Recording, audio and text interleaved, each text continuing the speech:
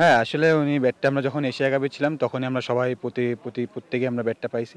Asia কাপটা জিতে এসেছেন, তবে এশিয়া কাপের প্রসঙ্গ বাদ এনসিএলটাও দারুণ কাটছে তামিমের, সেগুলো নিয়ে আলাপ করবো। তামিম, এনসিএলটা দারুণ কাটছে, নিজে কতটা খুশি, আর উইকেটে যখন যান প্ল্যানটা কি থাকে? Double million offer Walton fridge কিনে পেতে পারেন 20 লক্ষ টাকা, রয়েছে কোটি কোটি টাকার নিশ্চিত উপহার।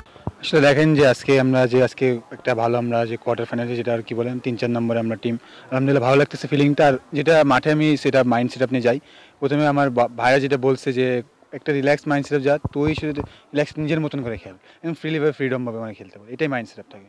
আচ্ছা, এর আগে আমরা দেখেছি আপনি মিডল অর্ডারে ব্যাট করেছেন, আজকে ওপেনিং এ, তো ক্যাপ্টেনের প্ল্যানটা কি ছিল? আমি দেখছিলাম যে টস যখন হলো আপনি হুট করে ড্রেসিং রুমে চলে গেলেন, তারপর দৌড়ে আসলেন, মানে প্ল্যানটা কি ছিল? আপনি কেন ওপেনিং এ আর বেশ ভালো ইনিংসও খেলেছেন? আসলে ওপেনিংয়ে মনে হয় হয়তো ভাইরা আমার কাছে মনে করছে যে আমি ওখানে বেটার খেলতে পারি, এই জন্য হয়তো সোহান ভাই ওখানে দিছে। আর আল্লাহর রহমতে ওখানে মানে কালকে আমি যেটা একটু অল্প কিছু হলো কন্ট্রিবিউট করছি টিমের জন্য, আজকে আলহামদুলিল্লাহ ভালো করছি, তো এই জন্য মনে হয় সোহান ভাই এটা ভালো মনে করছে।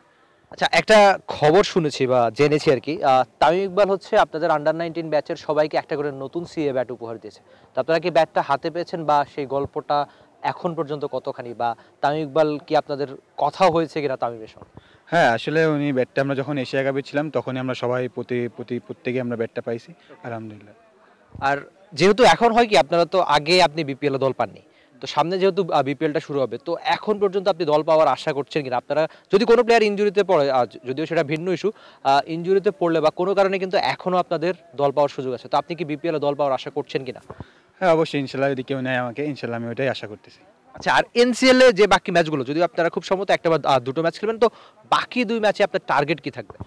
দেখেন যতটুকু আমার টিমের জন্য যেটা সবথেকে প্রয়োজন এবং আমি সেভাবে চেষ্টা করতেছি, এবং আমি একটা সেটা পেয়েছি যে আমি বলছি আপনাকে আগেও যে টপ স্কোরের মধ্যে এখানে থাকার, তো ইনশাল্লাহ আমি চেষ্টা করতেছি ওইভাবে থাকার।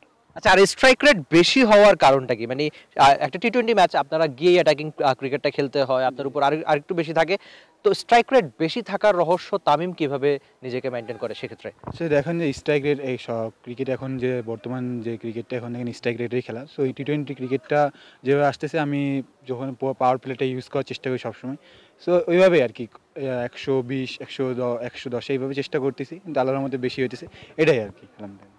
একটা ছয়ের গল্প একটু নির্দিষ্ট করে শুনতে চাই। আপনি বলটা আসলো, আপনি বেশ আউটসাইড অফে গেলেন, তারপর একদম পা উঁচিয়ে অনেকটা সরাজ জয়সুরিয়ার মতো লেগ সাইডে মারলেন, তো ওই ছয়ের গল্পটা একটু শুনতে চাচ্ছি। আসলে দেখেন যে যখন আমি একটা 4 মারছি মিড অফের উপর থেকে, তার পরের বলটা আর কি আমি ভাবছি ওটা পিছিয়ে দিচ্ছে, তখন এই ফিল্ডারটা স্কোর লেগে ফিল্ডারটা ভিতরে নিয়ে আসছে আর কি, ভাবলাম যে উনি আমাকে অফসাইডে একটু বাইরেই করবে, সেই অনুযায়ী আর কি আমি বাইরে গেলাম, আর ওইখানে বল পাইছি আল্লাহর মতো, ওখানে বলটা দিছে ভাই। Thank you so much Tamim, আপনার জন্য অনেক বেশি শুভকামনা, আরো ভালো ইনিংস খেলবেন। Thank you so much. Tamim ছিলেন টি স্পোর্টসের সঙ্গে, জানালেন আশার কথা, স্বপ্নের কথা, বড় ইনিংস খেলতে চায় তামিম। আজিজুল তামিম নিশ্চয়ই সামনেও বড় ইনিংস খেলবে, আর সেই ইনিংসগুলো আপনারা দেখতে চোখ রাখতে পারেন দেশের একমাত্র স্পোর্টস চ্যানেল টি স্পোর্টসে, কেননা এনসিএল এর সব ম্যাচ দেখা যাবে টি স্পোর্টসের নিজস্ব প্রোডাকশনেই। Rifat Emil, T sports, Sylhet. For more updates, subscribe to our YouTube channel and click on the bell icon. Follow us on Facebook and Instagram. Download T Sports app to enjoy exciting games and highlights. Visit tsports.com.